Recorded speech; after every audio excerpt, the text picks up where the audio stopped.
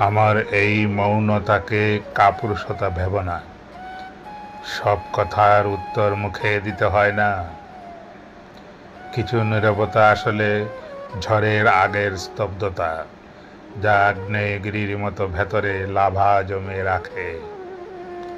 চিৎকার করলেই যদি সত্য প্রতিষ্ঠা পেত, তবে মেঘের গর্জনেই পৃথিবী জয় হয়ে যেত। আমি সয়ে যাই, তার মানে এই নয় যে আমি হেরে গেছি। আমি শুধু সঠিক সময়ের অপেক্ষায় নিজেকে গুছিয়ে নিচ্ছি। সবচেয়ে ধারালো অস্ত্রটা সবসময় খাপেই বন্দি থাকে। আমার চুপ থাকাটা আসলে এক চরম সংযম।